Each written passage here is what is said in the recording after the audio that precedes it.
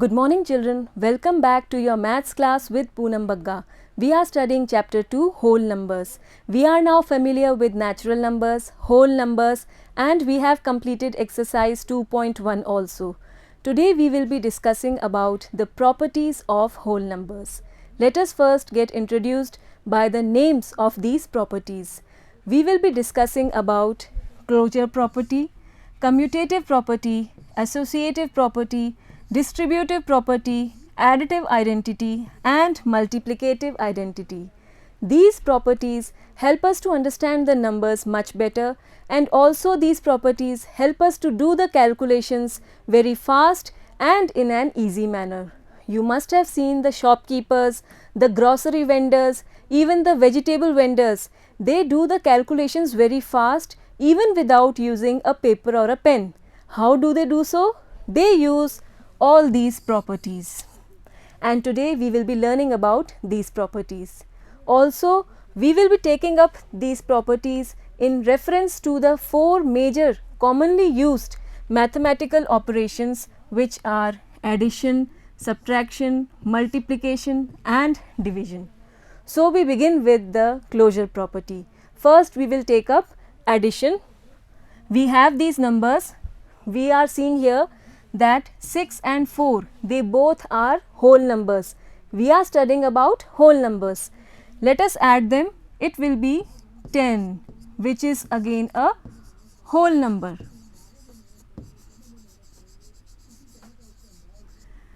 So, we have added two whole numbers and the answer that we are getting is again a whole number.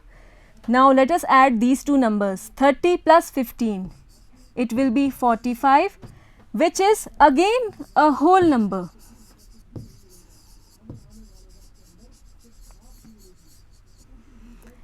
Now we have 0 plus 100. What will it be? Yes, it will be 100, which is again a whole number.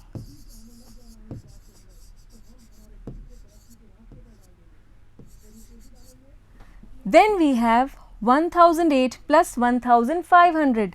If we add both of them, you will get 2508, which is again a whole number.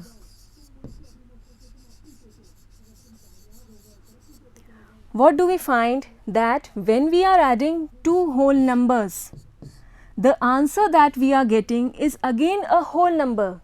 This means if we add whole number 1 by a whole number 2, we again get a whole number as the answer. It is this property which is called in mathematical language as whole numbers are closed under addition. It is this property which is written in this form in mathematical language.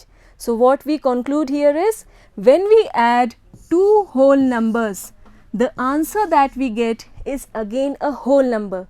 This is what is called the closure property of addition. Is it clear to you? We now move to subtraction.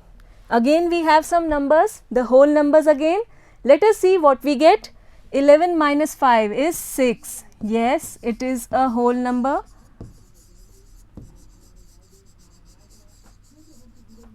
Then 15 minus 2 is 13. Yes, again a whole number. 8 minus 10. What we are getting here?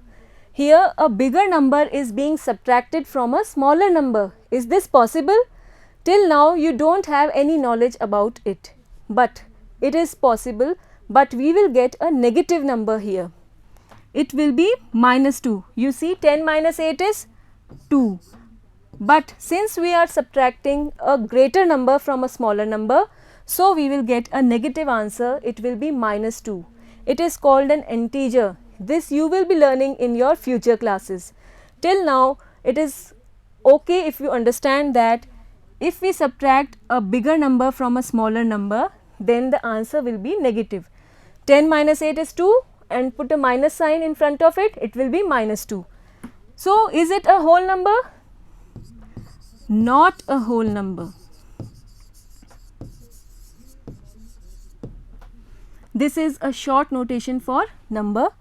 Then 0 minus 6, again we are subtracting a bigger number from a smaller number. So, the answer will be negative. We will get minus 6, which is again not a whole number. So, what result we get? If we subtract one whole number from the other, it is not necessary that we get a whole number back again. It is not equal to whole number always.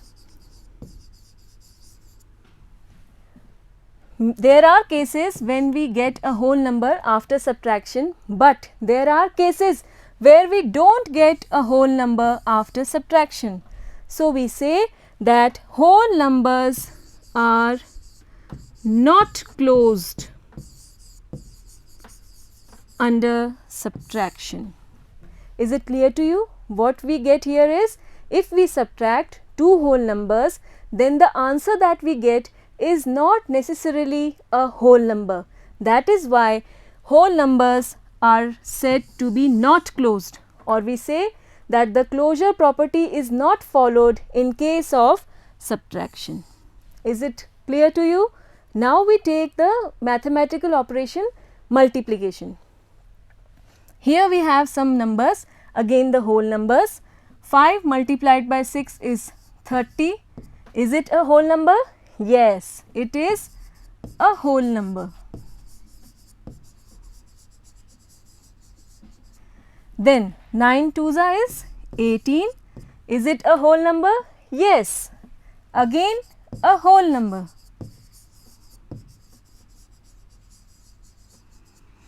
Then 12 into 11, is it a whole number?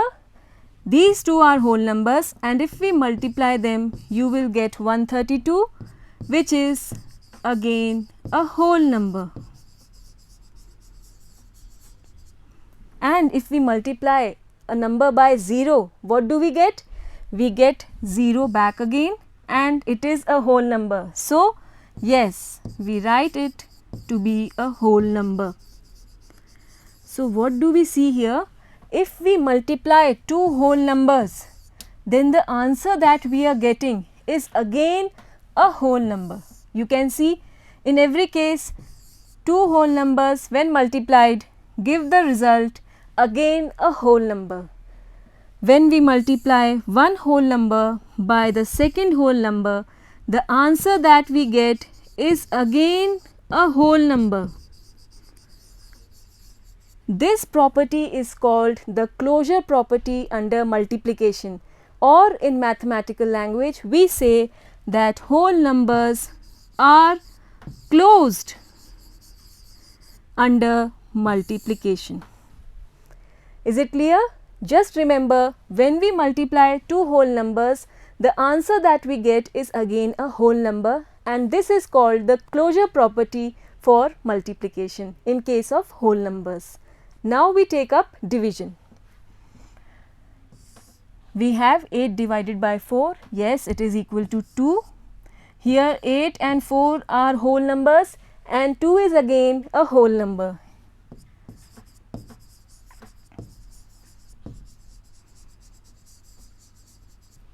Now, 12 divided by 3, 3 4s are 12, so it will be equal to 4. Is it a whole number? Yes, a whole number.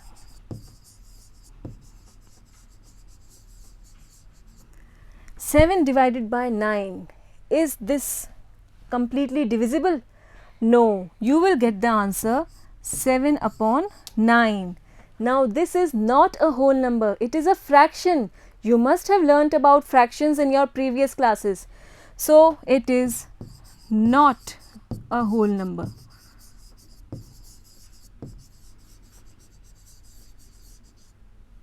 Then 6 divided by 0.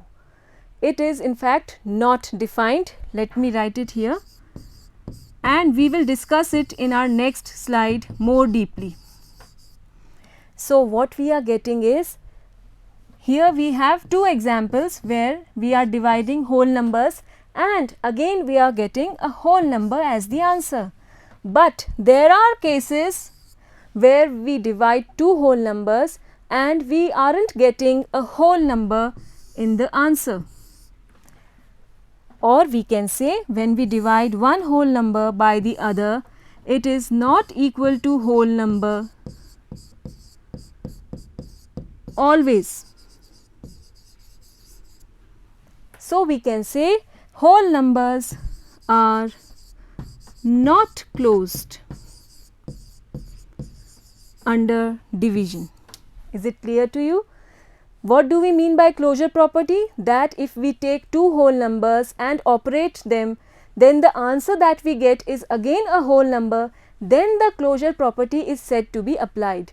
But here again, when we divide two whole numbers, it is not necessary that we get a whole number back as the answer.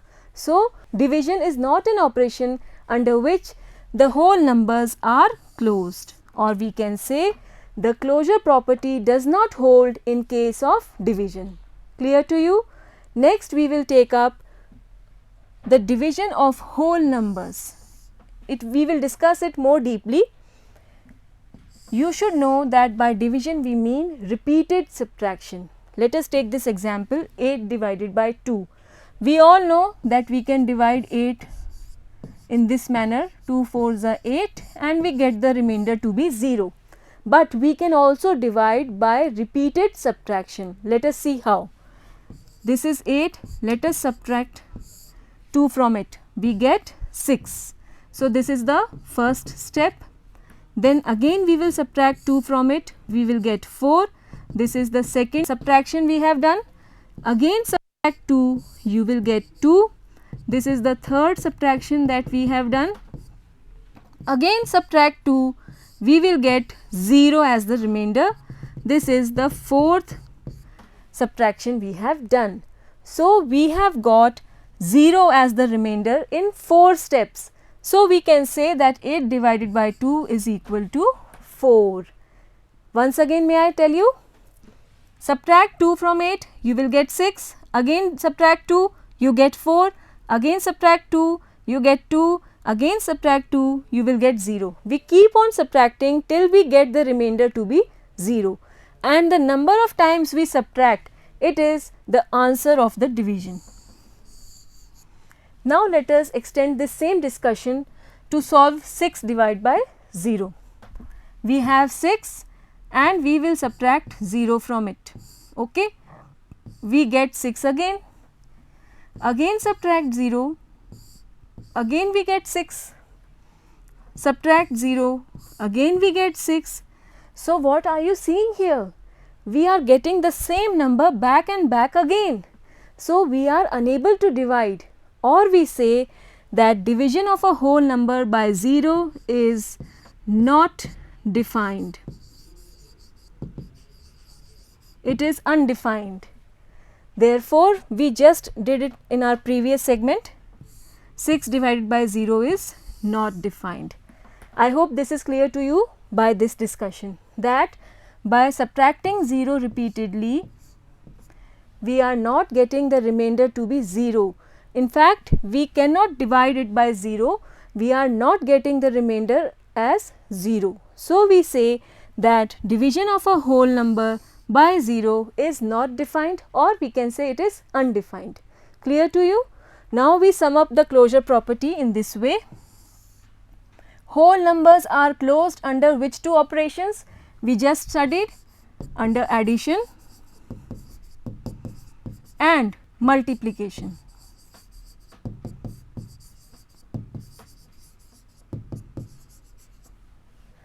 And whole numbers are not closed under subtraction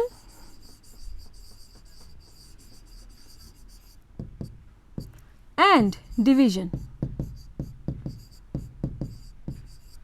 So, they are closed under addition and multiplication, whole numbers, and not closed under subtraction and division. This all must be clear to you by the discussion that we have done just now. Now, we move on to the next property, which is the commutative property. Again, we will be taking up the 4 operations one by one. First, we take up the addition. Here we have two numbers, 2 plus 3. we will be taking up two numbers. 2 plus 3 is 5, of course. And what is 3 plus 2? It is again 5. Obviously, when you add 2 plus 3 is 5, 3 plus 2 is 5. Okay.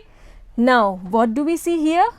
That 2 plus 3 is equal to 3 plus 2. Let us take one more example. 6 plus 4 is 10. And what is 4 plus 6? It is again a 10. So, we can say that 6 plus 4 is equal to 4 plus 6. If we take two general whole numbers a and b, then we can write in the general form.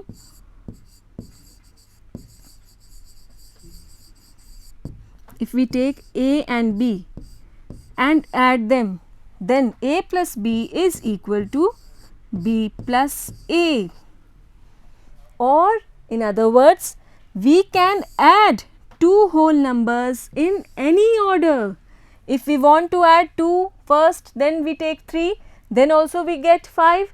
If we take 3 first and then 2, then also we are getting 5. So, what we conclude is we can add two whole numbers in any order, and this property is called the commutative property. We can extend this. Addition is commutative for whole numbers. Is it clear to you? Here we will be taking up two whole numbers, and if we interchange the order of addition, we are getting the same answer. So, we can say that whole numbers are associative under addition. Clear to you? We move on to subtraction. Here again we will be subtracting two whole numbers. We are taking this example. 8 minus 3 is 5, yes. And what is 3 minus 8? Again we are subtracting a bigger number from a smaller number. So, we will get the answer as negative. It will be minus 5. So, are the two answers same? No. 5 is different from minus 5. So, we can say that 8 minus 3 is not equal to 3 minus 8. Similarly, we take up this example. 12 minus 11 is 1.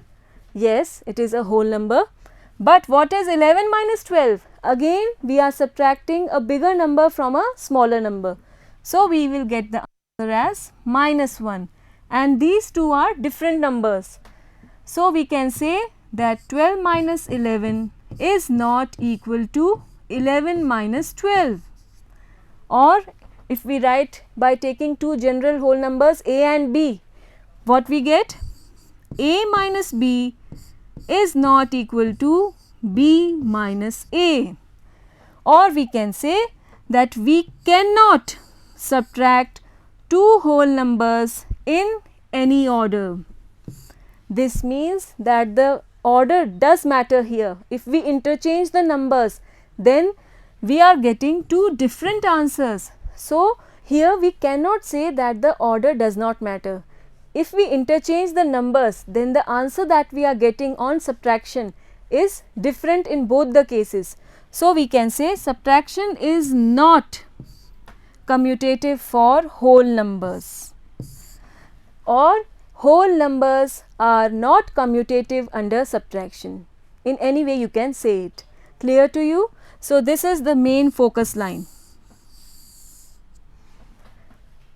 Then we move on to multiplication. Again we have some numbers. 5 into 6, it is 30.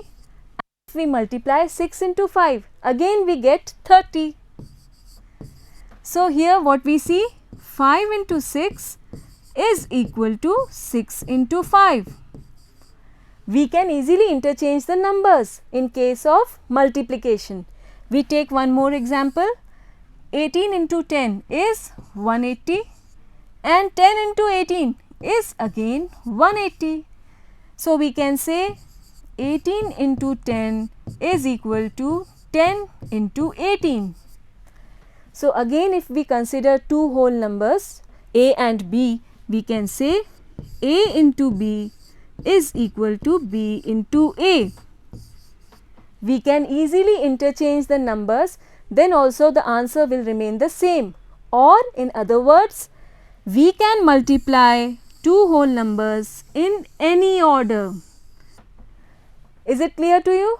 And in mathematical language, this property is said in this way: multiplication is commutative for whole numbers, or we can say whole numbers are commutative under multiplication. Is it clear to you?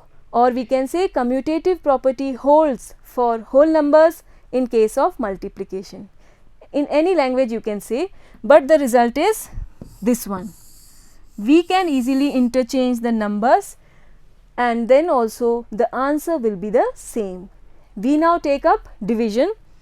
6 divided by 3 is 2 and 3 divided by 6, just divide the two numbers, it is 3 ones are 3, 3 twos are 6.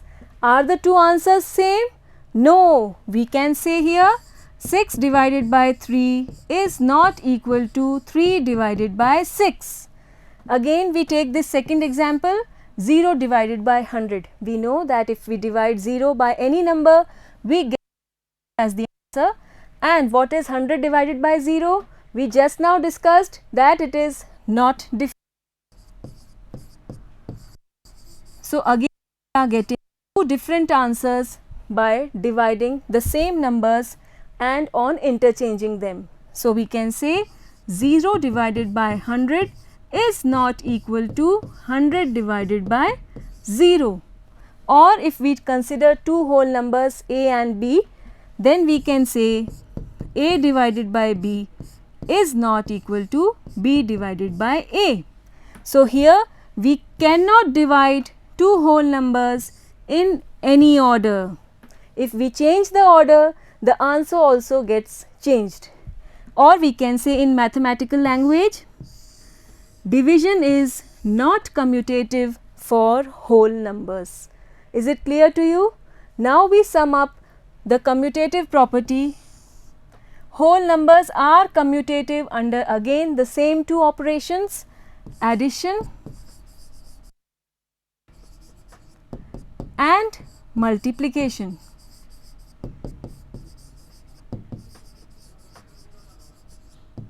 Here we concluded that a plus b is equal to b plus a. We can change the order while adding two whole numbers, and here we concluded that a into b is equal to b into a. But whole numbers are not commutative under subtraction and division. I hope it is clear to you. We now take up the associative property. In it, we will be taking up three whole numbers at a time. We start with addition. We have three whole numbers, 2, 3 and 4. We have to add them. Now, how will you add them? We cannot add these numbers at once in a single attempt. We need to pair up the numbers first. How? Either we will pair up the numbers in this way. We will add 2 and 3 first and then add 4. This will give us 2 plus 3 is 5 plus 4, this will be equal to 9. Or you can add in this way, either you will pair up 3 and 4 first and then you will get 2 plus 3 plus 4 is 7, again equal to 9. Or you can even add in this way, you can pair up 2 and 4 first and then take up 3 separately. This will be 6 plus 3, which is again equal to 9. So what we see here, we can pair up the numbers in any way and we get the same answer again and again. So we say we can group the numbers in any order for adding 3 or more whole numbers, and this is called the associative property, or addition is associative for whole numbers. So when we take up 3 whole numbers and add them, then we can pair up in any way. Either we can pair these two numbers first and then add the third one, or we can pair up these two numbers first and then add the first one, or we can pair up these two numbers first and then add the middle term. Is it clear to you? Then we move on to subtraction. Again we are having 3 numbers, we have to subtract them. Again we will pair up the numbers. Let us first pair up 12 and 5. this will be 12 minus 5 is 7, minus 2, it is equal to 5. Let us now pair up 5 and 2. We are making a group of 5 and 2 first. We will get 12 minus, what is 5 minus 2? It's 3, and 12 minus 3 is 9. What we are getting? We are getting two different answers as we change the order of subtraction. If we first subtract these two numbers, then the answer that we get is different from this arrangement where we are subtracting the last two digits first.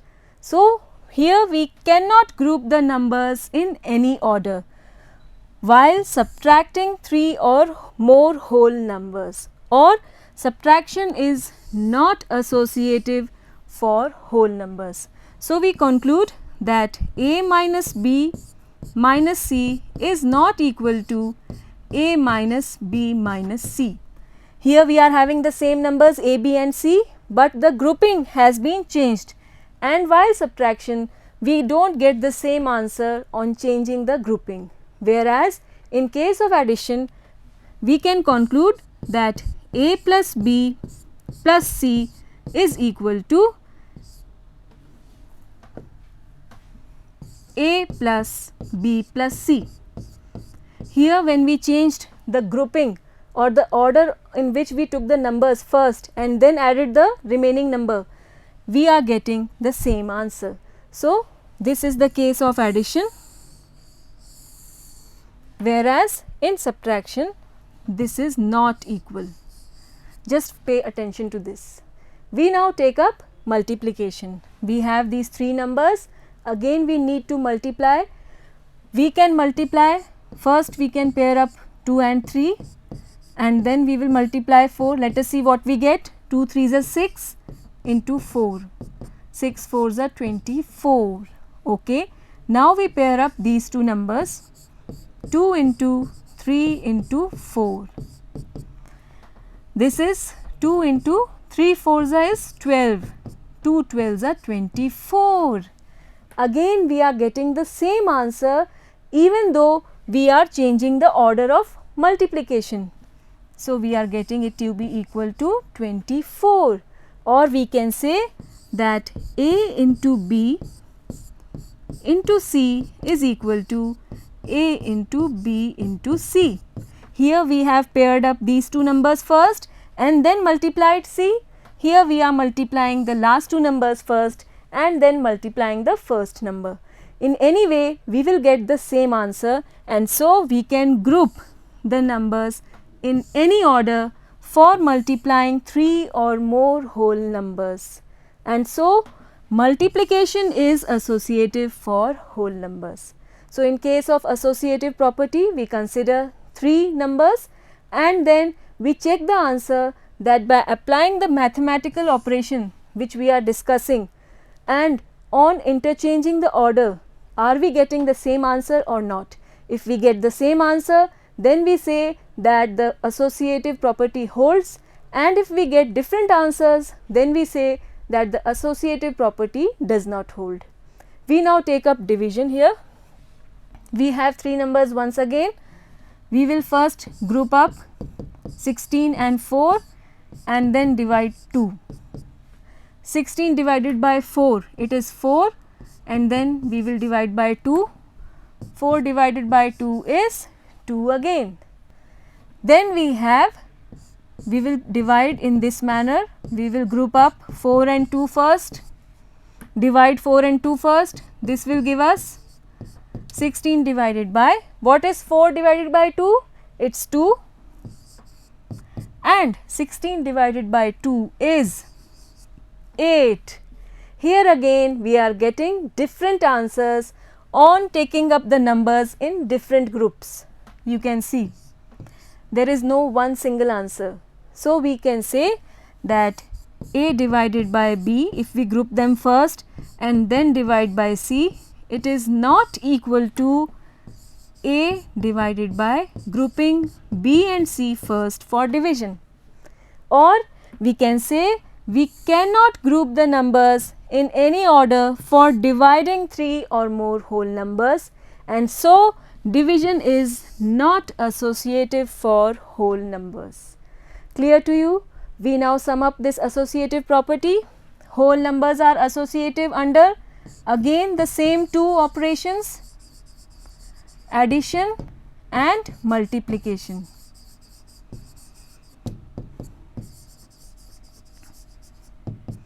And whole numbers are not associative under subtraction and division. What result we get for addition? That A plus B plus C, it is equal to A plus B plus C. We are changing the order of addition. And in case of multiplication, similarly we can write A into B into C, it is equal to A into grouping B and C first. So these are the results for associative property in case of whole numbers. Then we take up distributive property. For this, let us do this activity first. We have this graph paper with us. Let us count how many squares are there in each. Here we have 1, 2, 3, 4, 5, 6, 7, 8, and here we are having 1, 2, 3, 4, 5, 6. So we can say it is 6 into 8 equal to 48 squares. Okay. Now let us cut this paper from here, somewhere here. We divide this paper into two parts, then we get these two parts. What we are getting? 1, 2, 3, 4, 5, and in this way we have 6. So 6 into 5, this is equal to 30 squares, and plus this one, here we have 3 columns and 6 rows. So 6 into 3, it is equal to 18. So together how many squares are these? 48. Here also it is 48, here also we are having 48 squares, but yes, here we have divided them into two parts, or we have distributed the graph paper into two parts. From this, what we get the result is that 6 into 8 is equal to 6 into 5 plus 6 into 3. This is 6 into 8, this is 6 into 5 plus this is 6 into 3, or this 8 can be written as 6 into 5 plus 3 is equal to 6 into 5 plus 6 into 3. What we have done? This 6 has been distributed to 5 and to 3 in this case. So what is this distributive property? Let us now take up 3 whole numbers, general whole numbers A, B and C. Now if we multiply A to the sum of B and C, we get A into B. We multiply this A by B plus this A will be multiplied to C. This is called the distributive property of multiplication over addition. Similarly, if we have subtraction in between, A into B minus C, this can be written as A into B minus A into C. So this A will be multiplied to B, A into B, then we have minus because here it is minus, then this A will be multiplied to C. This is called the distributive property. You must have seen this in example shown here. Okay. This will be much more clear as we do some questions based on distributive property. We have to solve this. Find using distributivity 4 into 5 plus 8. What we can do is we will apply this property in this manner: 4 into 5 plus 4 into 8. 4 into 5 is 20 plus 4 8s are 32. This gives us the answer 52. In this way we have found the answer by using distributive property. Again we have this question, this 7 will be multiplied to 11 and then to 9. So 7 into 11 plus 7 into 9. This is 77 and 7 nines is 63. Add the two numbers, 7 plus 3 is 10, 1 carried, it will be 140. Okay, it's easy. Now we have this different example. Here it has been already distributed. Now we need to gather. Here we are having two terms. Remember, whenever we have multiplication sign in between, we never consider it to be a separate term. These two terms are in fact only one single term. This again is one single term. Now you can see 8 is common in both of them. So we will take this 8 outside and then put one bracket. This 8 is outside, this 23 will come inside. Then we have minus, this 8 is already outside and this 13 will come inside. This will be equal to 8 into 10. 23 minus 13 is 10 and this will be equal to 80. In this way we have done the calculation very easily.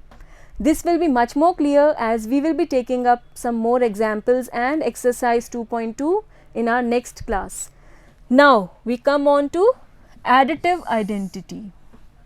We have some additions here. Just give me the answer. 9 plus what number is equal to 9?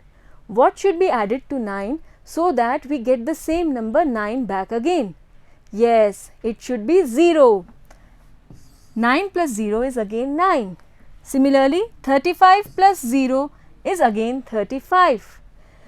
Now, here 0 plus 101 is again 101 and similarly 0 plus 216 is again 216.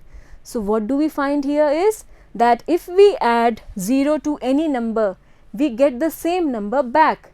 This is called the identity property, and because we are adding 0 and getting the same number back, so 0 is called the additive identity, as the number remains unchanged when added to 0.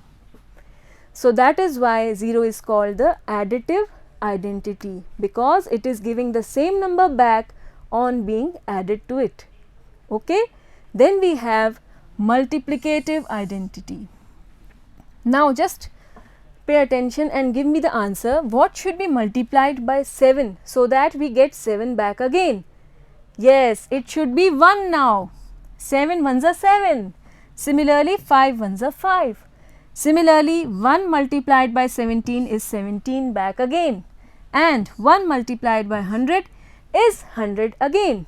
So, 1 is called the multiplicative identity, because we are getting the same number back by multiplying 1. Multiplication is involved here.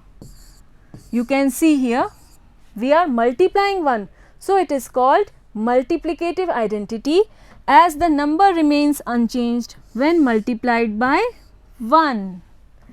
So, what is the additive identity? It is 0, because in case of 0 we add it and then get the same answer back, same number back, and in case of multiplication we multiply 1 and then we are getting the same number back. So, 0 is the additive identity and 1 is the multiplicative identity. So, these were the properties of whole numbers. In our next class, we will be learning how to use these properties and get the calculations done very fast. Okay? Till then, keep watching. Goodbye.